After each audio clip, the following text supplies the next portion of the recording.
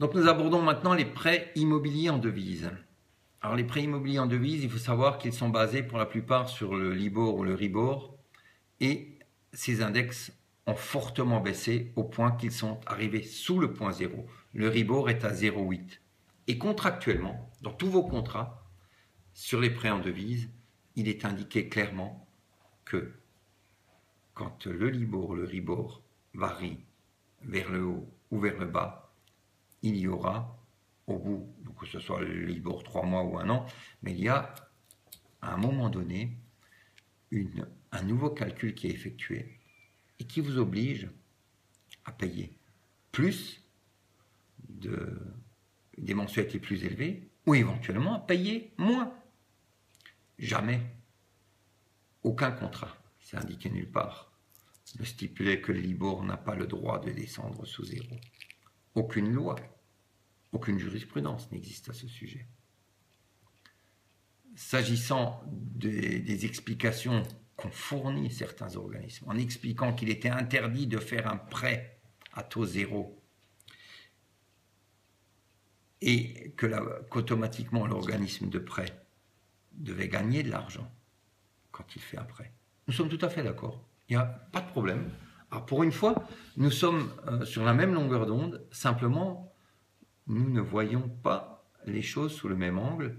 Nous ne sommes pas les seuls. La Cour de cassation en 2007 les a aussi vus sous le même angle que nous. À savoir qu'un prêt, quand vous souscrivez un prêt, vous êtes censé à la fin du prêt rendre le même montant, ce qui est tout à fait logique et normal. Et on ne peut pas non plus dire qu'on ne savait pas quand on souscrit un prêt qu'il n'était pas rémunéré. Sauf qu'aucune loi, rien, nulle part il est inscrit que la rémunération serait permanente pendant toute la durée du prêt. Et quel est le montant de la rémunération qui est dû?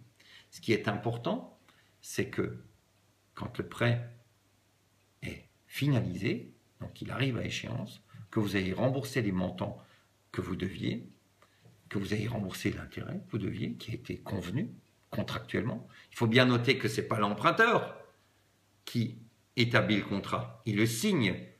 C'est l'organisme de prêt qui fixe l'intégralité des règles. C'est eux les professionnels, c'est pas vous.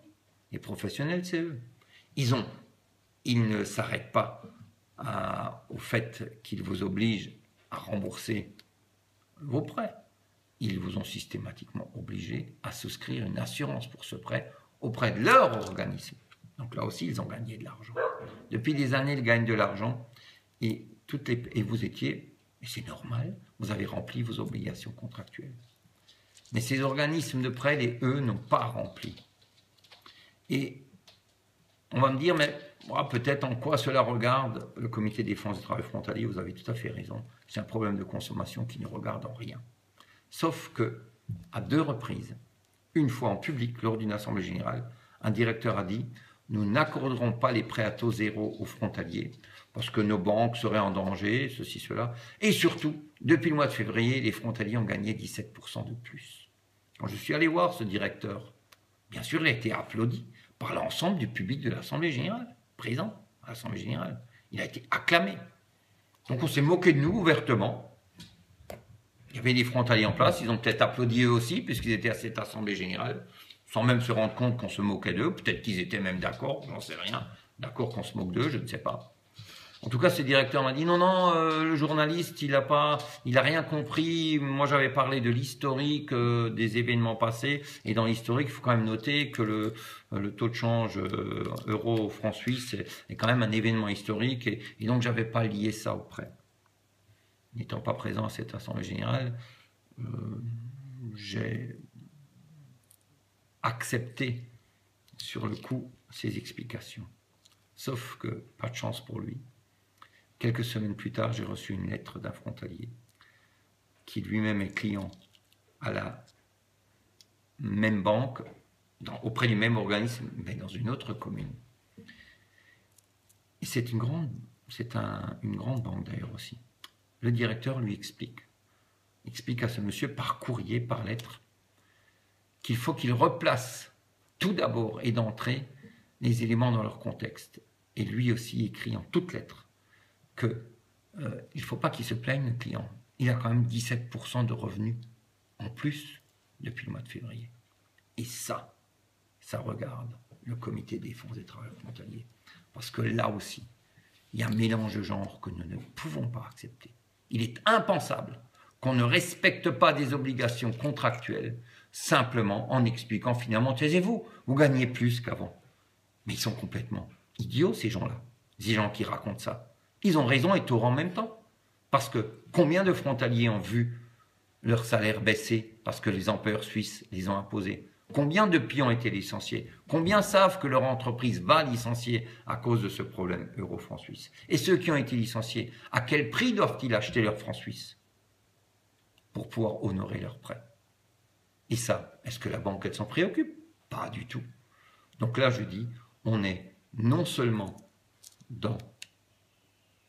purement et simplement dans un mélange de genres, mais en plus, on est dans l'incompétence totale venant de la part de dirigeants bancaires qui ne savent pas que ce qui se passe au niveau du franc suisse peut avoir de très très lourdes conséquences. Ils n'ont même pas eu l'intelligence de voir que le même jour, quand le franc suisse a augmenté de 17%, toutes les actions ont chuté de 17 à 20%, les actions suisses.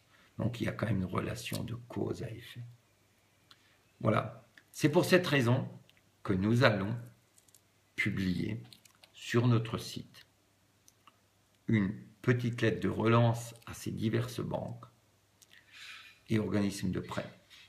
Si les réponses ne vous conviennent pas, nous vous inviterons au mois de septembre à une réunion spécifique pour toutes les personnes qui sont touchées par les prêts immobiliers. Et moi, j'ai constaté une chose, beaucoup de frontaliers n'ont même pas calculé ce que représentait l'impact du Libor à moins 0,8% sur leur mensualité. Dans beaucoup de cas, croyez-moi, ça représente 150, 200, voire 250 euros par mois. C'est beaucoup, beaucoup d'argent. Et c'est d'ailleurs pour ça que les banques veulent se défendre. C'était leur marge, une partie de leur marge. Il y a encore une dernière information, elle est capitale. Les frontaliers qui sont allés voir les banquiers, qui sont allés les regarder dans les yeux et qui leur ont dit attention, on va aller devant les tribunaux si vous voulez, j'en ai rien à faire et vous allez perdre. Ces gens-là se sont vus proposer tout d'un coup, au lieu de prêt à taux variable, un prêt à taux fixe qui remplace donc l'autre prêt et qui donc évitera bien entendu tout procès auprès d'un tribunal. Et je peux vous dire qu'il y a des personnes qui ont signé. Elles ont signé parce qu'elles ont reçu un prêt à taux fixe à 0,80. Un taux de 0,80. D'autres, dans le même organisme, quelques kilomètres plus loin, se voient proposer des taux à 1,45. Là aussi, on est totalement dans deux mondes différents, mais comme par hasard dans le même organisme. Alors moi, j'ai aucun problème. Si les banques, effectivement, proposent des taux à 0,80 fixes à tous les frontaliers qui contestent, il n'y a pas de problème. Ce qu'il faut impérativement, c'est qu'on se réunisse très nombreux et qu'on mette un petit peu sur la table beaucoup d'informations, qu'on joue la transparence entre frontaliers. Et il y a une chose qui est importante et capitale. Aujourd'hui, la possibilité de plainte collective est acquise par la loi Hamon. Et dans le cas présent, il est clair que c'est un exemple type.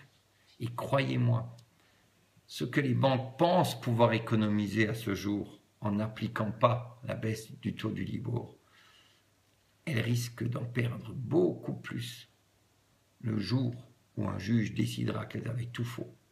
Parce qu'à ce moment-là, c'est leur image qui sera remise en question.